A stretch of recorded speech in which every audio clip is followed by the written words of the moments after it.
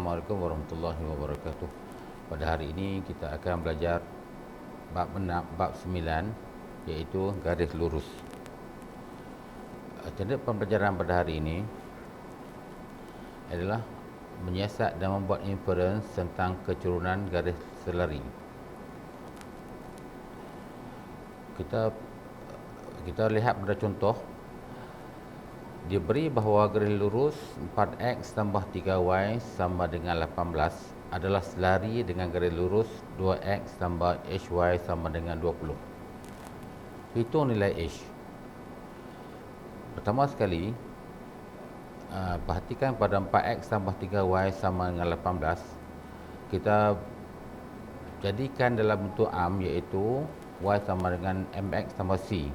Jadi kita akan dapati y sama dengan negatif 4 per 3x tambah 6. Dan kita dapati di sini adalah keturunannya negatif 4 per 3.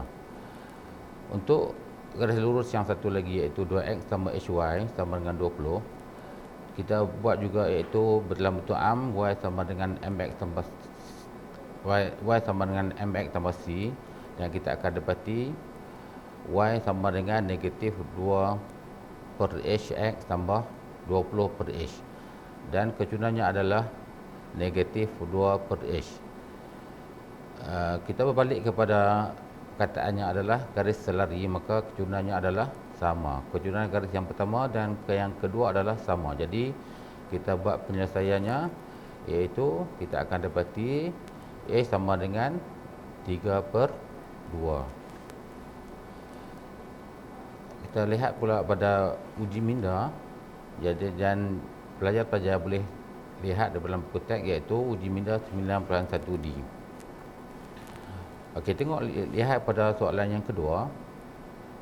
Y sama dengan negatif 3x tambah 4 dan y sama dengan y tambah kx sama dengan 14. Tentukan nilai k.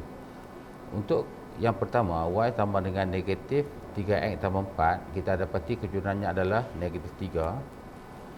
Dan untuk yang persamaan yang kedua, iaitu y tambah kx sama dengan 14, kita ungkapkan dalam bentuk persamaan am, y sama dengan negatif kx tambah 14. Dan kita dapati keturunannya adalah negatif k.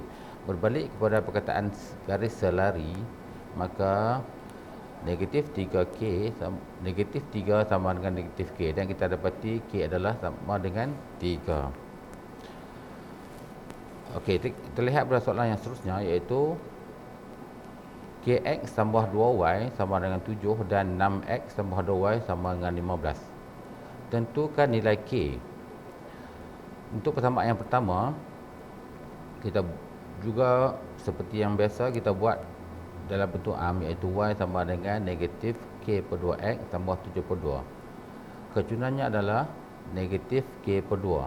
Untuk yang seterusnya, garis yang satu lagi, 6x tambah 2y sama dengan 15. Jadi, dan kita dapati keturunannya adalah negatif 3. Berbalik pada perkataan asasnya, iaitu kedua-kedua garis adalah selari, maka keturunannya adalah sama. Negatif k per 2 sama dengan negatif 3, dan kita akan dapati nilai k adalah sama dengan 6. Jadi sekian sahaja untuk pada perjumpaan kita pada kali ini.